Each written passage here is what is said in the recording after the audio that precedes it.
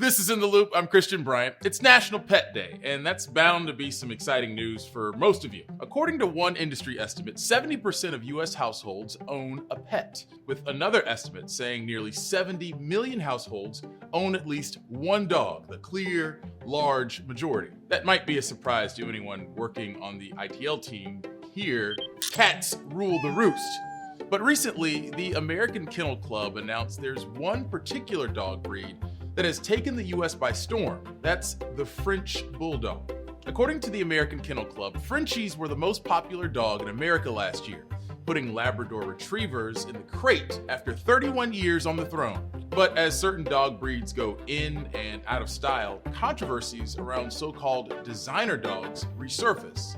The term refers to dogs that are born from crossbreeding or selectively breeding for specific purposes or traits. And the popular Frenchies have become the lightning rod for the debate around the ethics of breeding designer dogs. To understand why, let's wind back the clock a bit to how this all started. In terms of selective breeding, you're talking about something that's happened for thousands and thousands of years. Stephanie Howard Smith is a cultural historian who's been studying pet culture across history. She points out that the idea of breeding dogs for practical purposes like hunting is centuries old, but something changed in the Victorian era specifically. Most dogs were, historically speaking, working animals. They either guarded the home, or they killed vermin, or they were retrieval dogs, or they in hunting. It changes significantly in the 19th century when there's more of an emphasis on looks and less of an emphasis on utility.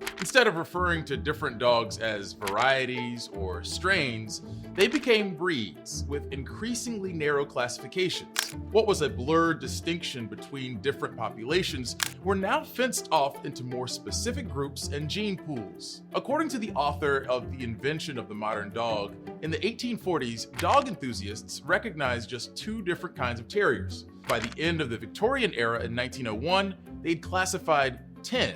Today, there are dozens. In The Invention of the Modern Dog, you have this analogy that previously, before the 19th century, dogs were like the rainbow. So you have yellows and you have greens, but in between those you also have some blurry distinctions. Whereas in the 19th century, with the advent of things like breed clubs and dog shows and breed standards, what you end up with is more something like a paint sample card where all the colours are very carefully catalogued and listed. Over the 20th century, we see certain aesthetics and dog breeds go in and out of style, and these fads were often driven by pop culture. After the release of the first Lassie movie in the mid-1940s, data show a rise in breed registrations for collies. For Disney's 101 Dalmatians, re-releases of the movie and a live-action adaptation in 1994 were followed by surges in demand for Dalmatians. Animal advocates warn these surges can be followed by upticks in those dogs ending up at shelters, when owners find out they may have bitten off more than they can chew. While we couldn't find any data on this, the New York Times reported back in 1997 that local shelters were seeing a rise in unwanted Dalmatians. But crossbreeding for specific traits and looks proved to be a whole different animal, pun intended. We can see this in the invention of the popular Labradoodle, a mix of the Labrador and a poodle. Wally Conran created the Labradoodle in the late 1980s in hopes of getting a hypoallergenic guide dog for a client. According to Conran, Labs were known to make good service dogs, but poodles had the desired fur. The mix took off across the globe. In 2019, Conran admitted in a podcast interview that he regretted his decision since the craze led to what he believed to be unhealthy breeding practices by, quote, unethical, ruthless people. I opened a Pandora box and released a Frankenstein monster. When I'm out and I see these Labradoodles, I can't help myself. I go over them in my mind. I look at it thinking, has it got hip dysplasia? Has it got elbow problems? Has it got any other problems I can see? With selective trait breeding, dogs can be bred to have cute ears that perk up, wide-set eyes that seem funny, or social media-friendly bodies and shapes. Which brings us to the rise of the French bulldog. They've become so popular that they can be valued for up to several $1,000s. Dog napping for French bulldogs are quite common and sometimes even violent. The most notorious example is the kidnapping of Lady Gaga's 2 French bulldogs in 2021. According to authorities, it's unclear if they were targeted for being owned by a celebrity or if they were just targeted for being a couple of French bulldogs. But Frenchies aren't just famous for their new value. They've become notorious for a laundry list of health problems, along with other brachycephalic dogs, breeds with short snouts like pugs or bulldogs. And that's particularly a thing with brachycephalic dogs because of the cuteness factor. So it's been well known for a long time that for all sorts of complicated reasons, people find flat faces, childlike, baby-like faces in children and toys and dogs and other animals appealing. Alison Skipper is a historian and trained vet who specializes in studying the history of breeding and diseases in pedigree dogs. The ones with shortened skulls will often also have problems because their brains are too big for their skulls, which can be painful for them.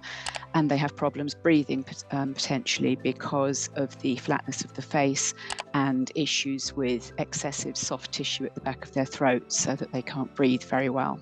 One study from the UK found the breed was significantly more likely to suffer from other health problems like ear infections, skin fold dermatitis, and difficulty giving birth. The breed is one of many brachycephalic dogs that require C-sections due to body shapes. If you go on to things like YouTube or TikTok, there's endless material which is dogs that are basically struggling to breathe to varying extents, which is being uploaded as entertainment, not because people are being cruel, but because they genuinely don't understand that this is a dog in distress.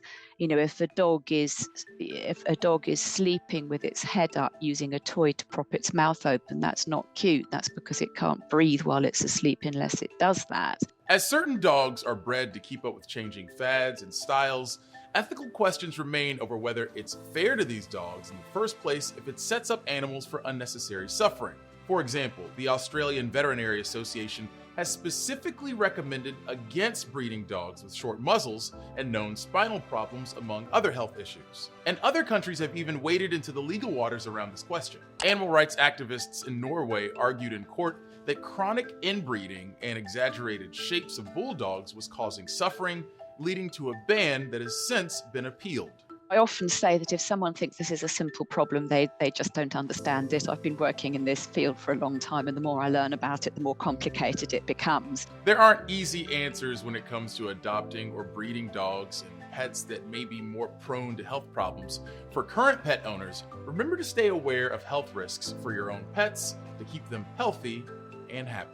I've looked at the archives of discussion of these breeds' health back in the 19th century, and there's a surprising degree of similarity in many cases between comments that people were making then and the arguments we're still having today. These dogs are popular and appealing. They continue to be wanted, not because we don't know about their problems, but even though we do know about their problems. And that maybe frames differently a little bit how it is that we need to approach these issues.